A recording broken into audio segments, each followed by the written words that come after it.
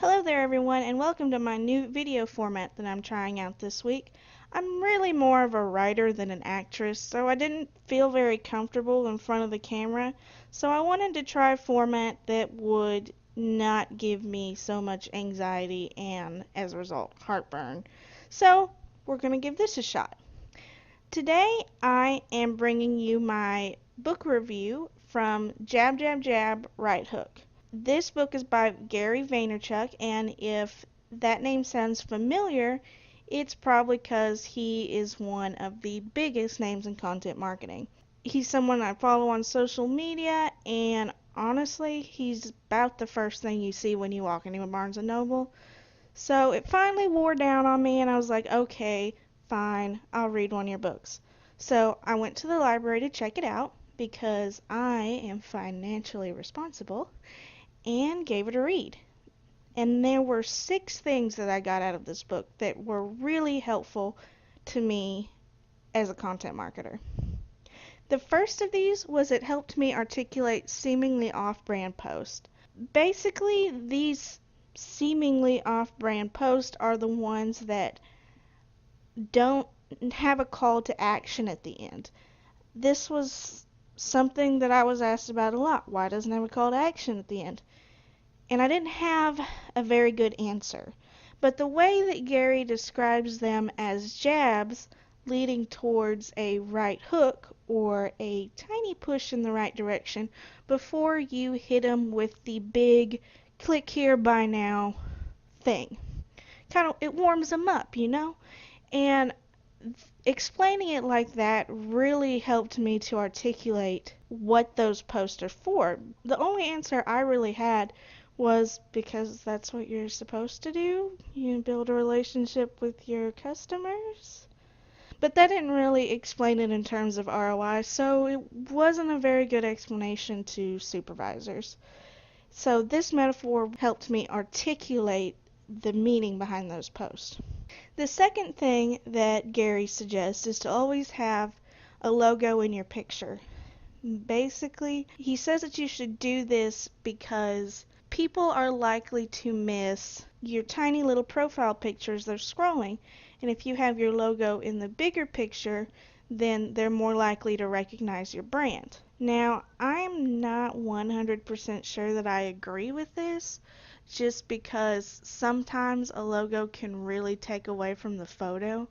I think this is a piece of advice that you should take with a grain of salt, because if you have a fantastic photo, like a really great photo, and you put a logo on it, it's just gonna take away from it. But I had to mention it because he mentioned it about 10 million times. So there you go, I've done my piece.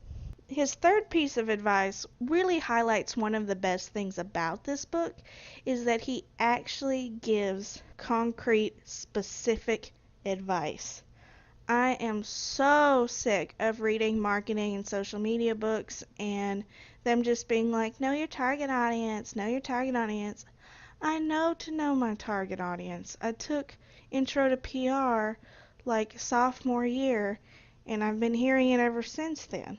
Like, I want something that's not so much PR 101, and that's what Gary has in this book. So the piece of advice that he gave here was, in the chapter on Twitter, it says that you're better to engage instead of retweeting positive comments. This is because when you engage with them, it's going to create a positive customer experience and make them more brand loyal. Having a brand loyal customer is one of the best things that you can do for your brand, because they're going to tell your friends, and it's just going to have a greater long-term effect than just a simple retweet where you show off how awesome you are.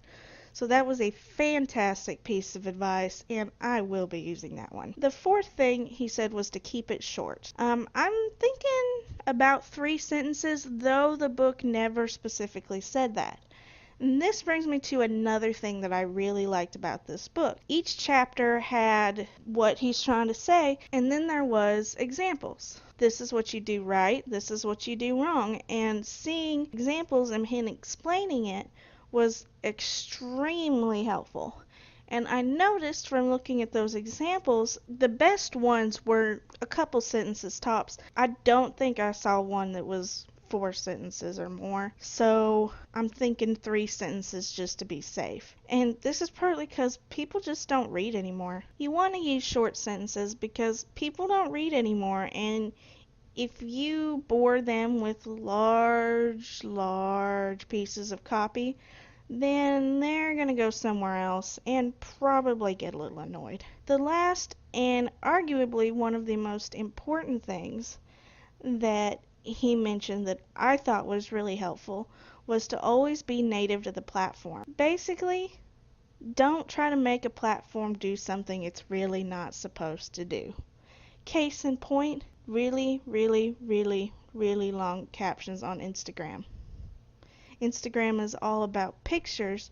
If you are trying to do something other than that, you're going to have a bad time. And this brings me to one of my pet peeves. Hashtags on Facebook. Does Facebook have a hashtag function? Yes. Does anyone use it? No. I mean, I reckon it doesn't hurt anything, but I'm judging you. I'm judging you.